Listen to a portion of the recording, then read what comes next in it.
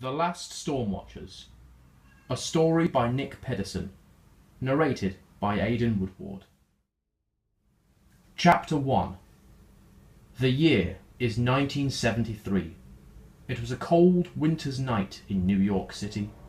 The Big Apple, known for being a cultural hotspot in the modern world, the location of so many classic events, and the land where skyscrapers ruled the skies, had become a mess.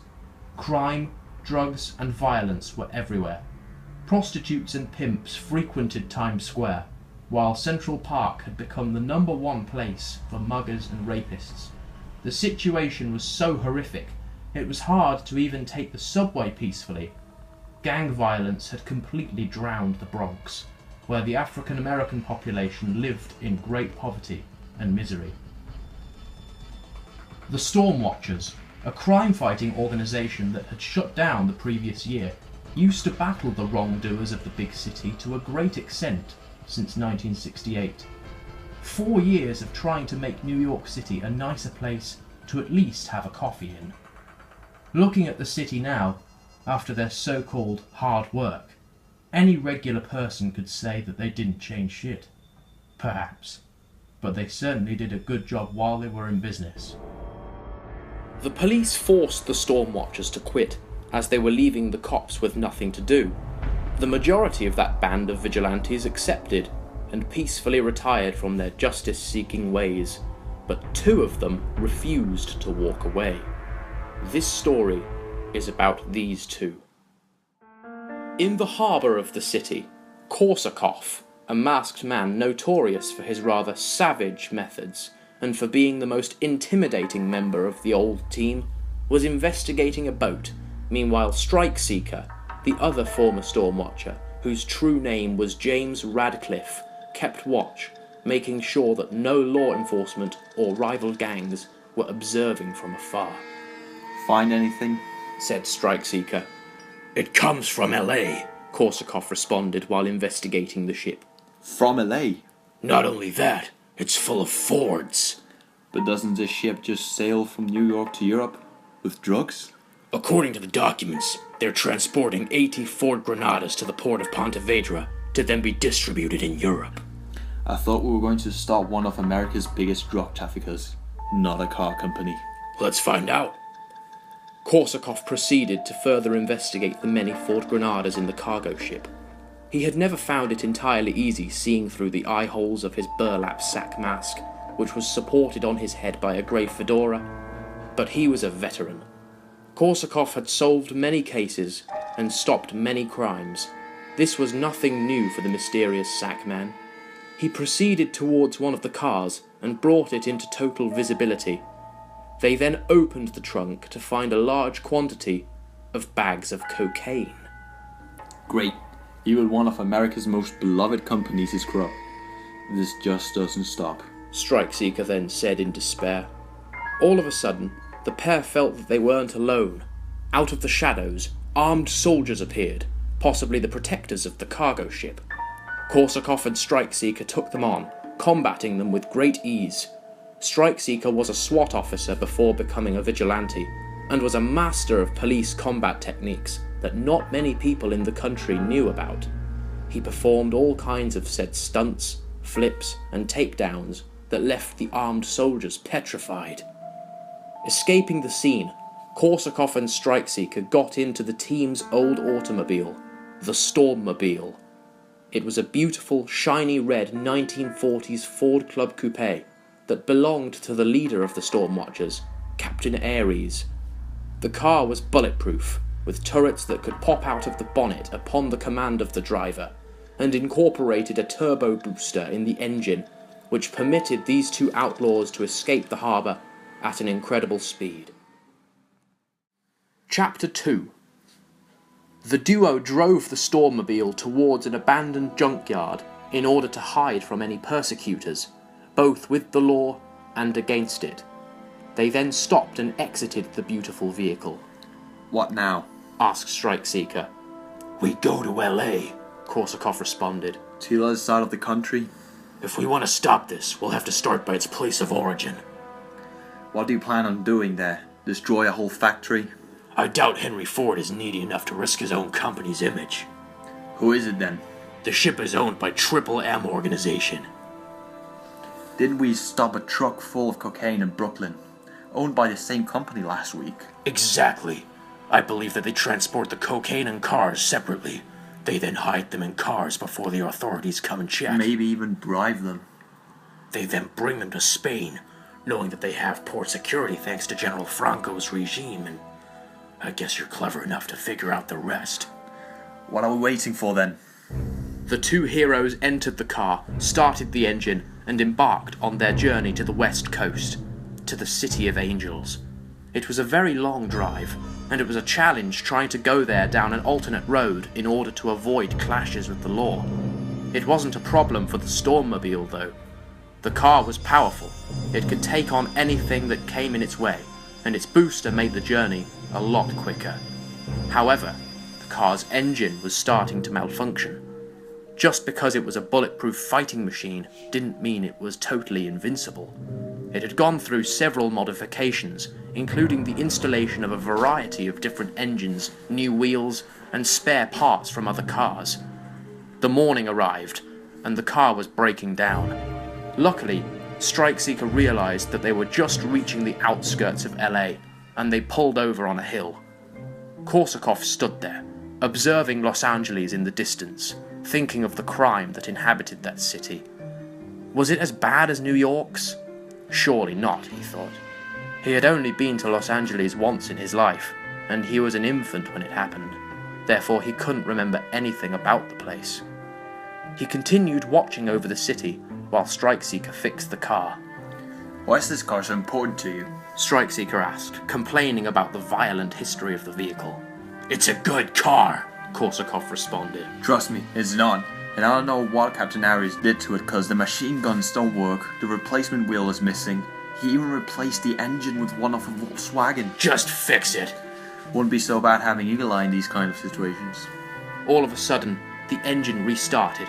Strikeseeker had fixed it. Alright, good to go. With the Stormmobile's engine repaired, they drove towards the beautiful city of Los Angeles. Chapter 3. Here we are, LA, City of the Sun. It's nice to finally get a break from the cold New York winter. Strikeseeker said in a very relieved manner. We just have to find out who's more vulnerable to consume drugs in this city. When are you ever going to start thinking about something else? Do you still have the police badge that they gave you when you were in SWAT? I always have it. Why? Korsakoff had a plan. Despite his extreme psychopathy, he was considered one of the greatest detectives out there. His mind was perfect for investigating crime scenes and piecing clues together. Whenever he had a plan, his fellow teammates would always listen. Korsakoff chose to rebel for a reason. He was a firm believer in justice, and swore to never stop helping people, even if the government banned him from doing so. Strikeseeker's philosophy was somewhat similar. He distrusted the police and SWAT.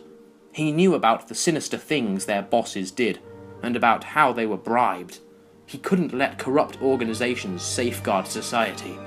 He believed that he and Korsakoff had to continue the war without their fellow comrades. They parked the Stormmobile in front of a police station. Korsakoff was in the car when Strikeseeker came out of the police station with a police outfit on. You know I hate doing this, he said. He then gets in the car. Where to? Slab City. Chapter 4. Slab City, a failed Californian desert town ran by bikers, rednecks, and junkies. It used to be a nice-looking place, but civilians moved out of there due to its very isolated location. Since then, Slab City had transformed into an ungovernable anarchy. The Stormmobile stopped at the entrance of the tiny town. As I said, the police have arrested a lot of these guys for the possession of drugs. They also get a delivery from, you guessed it, a AAA truck. They then bring the package to the one with the blue doors. I'm guessing that all this information was obtained before they started getting bribed. Yep. Korsakoff got out of the vehicle ready to beat the hell out of anyone that he viewed as an absolute scumbag. You don't have to do this alone. I've dealt with these kind of people before. Plus, I work better alone. The sackman walked away from the car, leaving his partner inside it. Strikeseeker then turned on the radio, hoping to entertain himself while his psychotic partner was dealing with the targets. The radio was reporting the results of the general election, a massive event in the United States which, whenever it occurs, gets more attention than anything else in the world.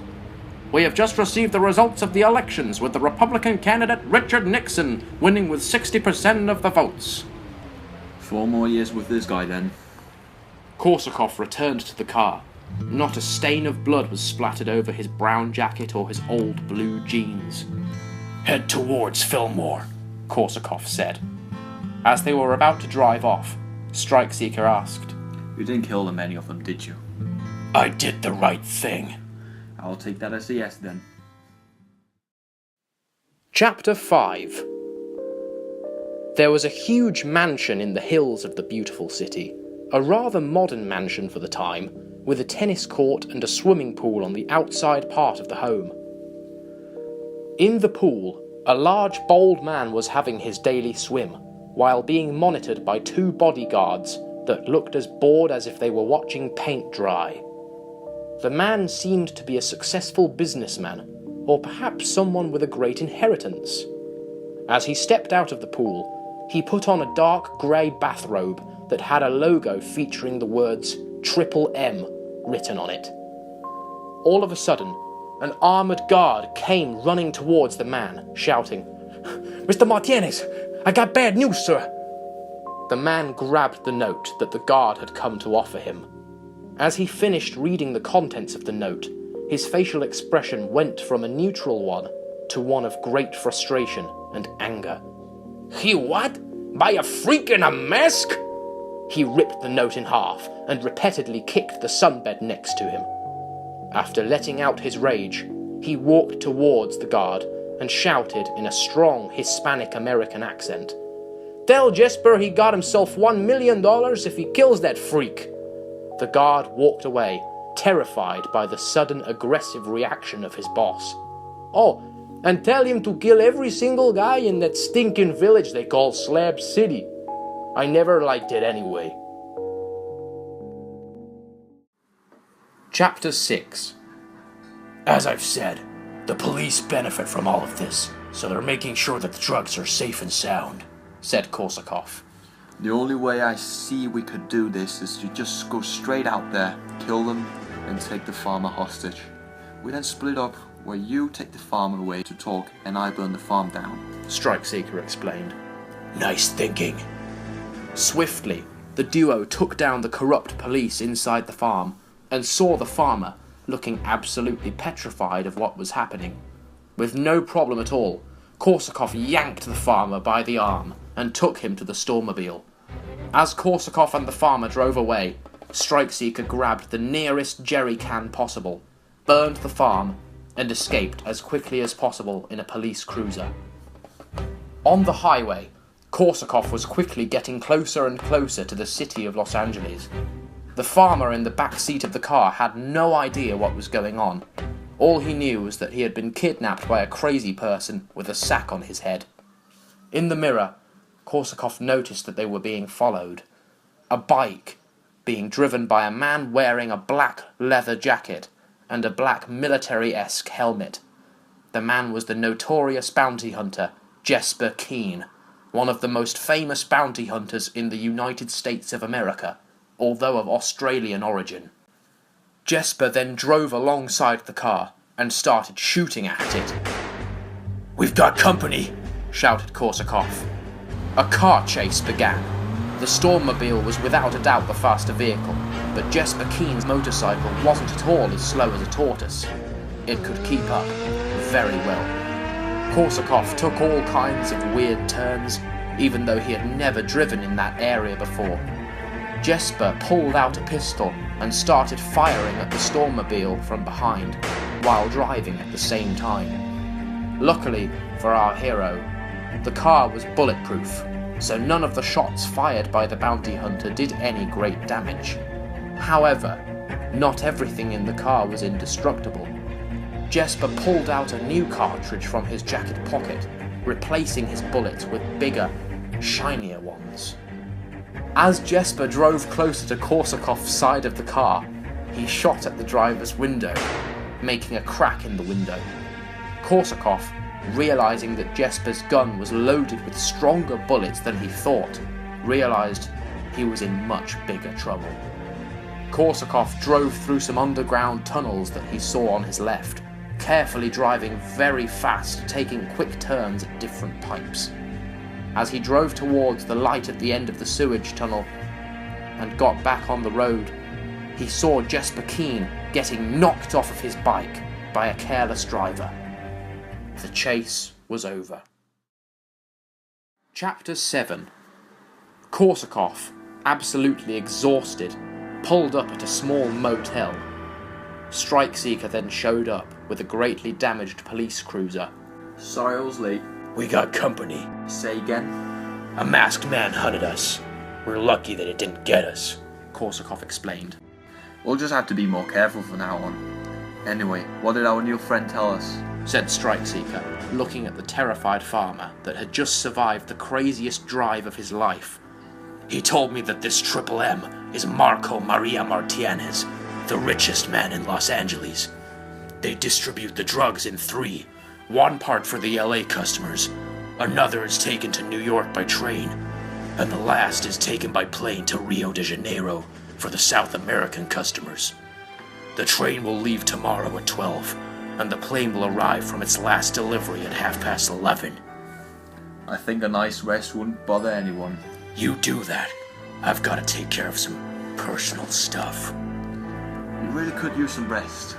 I've got to take care of some stuff. Korsakoff got in the car and left Strikeseeker alone at the motel, driving away to an unknown place. I don't know what's wrong with him. Chapter 8. The next morning, Korsakoff and Strikeseeker were in the hills, next to some train tracks, waiting for the train that would take the drugs to New York. As the train slowly approached, Strikeseeker said, Good luck. You too. Korsakoff hopped onto the train, and Strikeseeker got in the Stormobile and headed for the airport to stop the plane heading for Rio de Janeiro. On the train, Korsakoff quietly took out the driver. However, the train was automatic, so taking out the driver didn't change anything. He then stealthily planted C4 detonators on the containers. In the horizon, Korsakoff saw a small black helicopter with cannons on its sides. Just as I expected. It was Jesper Keane, the bounty hunter from Down Under. He had survived the crash and had not given up on catching the masked vigilante. Meanwhile, at the airport, Strikeseeker was in the Stormobile, following a large desert camo-coloured military aircraft. As it was about to take off, Strikeseeker managed to throw a C4 at it, exploding it in the air, destroying all the drugs and all the henchmen that it contained. Well, that's done then, said Strikeseeker. In the distance, he saw a Dodo seaplane. Looking at it, Strikeseeker had come up with an idea. On the train, Korsakoff took cover behind some crates, while the helicopter shot missiles at him. He looked to his side and saw the most unlikely thing anyone would spot on a train. A handgun. Korsakoff didn't like guns, and believed that they weren't the right way to spread fear. He privately complained, but decided to grab it, and shot one bullet at the helicopter, causing it to crash instantly to his surprise. A rather lucky shot. Jesper got out of the falling helicopter and landed on the train in front of Korsakoff. Jesper Keane, also known as the Killer of LA. Nice to see you in person. How do you know my name? I've done my research. Not only that, but I know something special about you. Your father was an Australian immigrant that came to LA. Martínez offered him a job, and he took it. A drug dealer. As all those kind of people do, they'd get addicted to the drug. Sooner than he thought, he accumulated a debt to Martínez. 29th of April 1965, he died of a drug overdose. As his son, you inherited his belongings. A huge debt. I'm surprised. Knowing that Martínez was too powerful to kill, you did him some favors, also known as killing his problems. I know a little something about you too, Korsakoff. Part of the Stormwatchers, when they split up and you and your friend decided to keep on fighting. Congratulations. Everybody knows that. I know that James Radcliffe, your friend, was a member of SWAT. Left because they were too corrupt for him. You know why he even joined it? He wanted to join the Vietnam War, but couldn't because of some injuries caused by a football match. Somehow he joined SWAT. But you, Korsakoff, always considered a psychopath, even by your own teammates, when all you do is save the innocent. But how was the criminal life? It's a shame that what happened on the 10th of February 1966. A family was found dead in the Bronx. The next day, the gang that killed the family was found dead, all except one member, which is still missing. Tell me, Korsakoff, where is he? Where's Andrew? Korsakoff, in a massive rage, flies towards Jesper and punches him straight in the face. A dirty fight begins on top of the train, with Jesper Keen initially winning. However, Korsakoff resists the powerful blows delivered by his rival. As Korsakoff gets knocked down to his knees, he grabs his knife, which was hidden in his pocket, and slashes Jesper's chest with it, leaving the bounty hunter weakened. Taking the perfect chance, Korsakoff beats the living hell out of his enemy. All of a sudden, they both see a plane flying beside the train. It's Strikeseeker. As the train starts coming towards a bridge, Korsakoff drops a smoke pellet to distract the weakened Jesper. Strikeseeker flies the plane under it, and Korsakoff, without fear, jumps off the bridge, and luckily, just luckily, manages to grab onto the plane, dangling above the huge drop. As he gets into the plane, he detonates the sticky bombs he placed on the train earlier, blowing it to pieces. The battle is over. Chapter 9.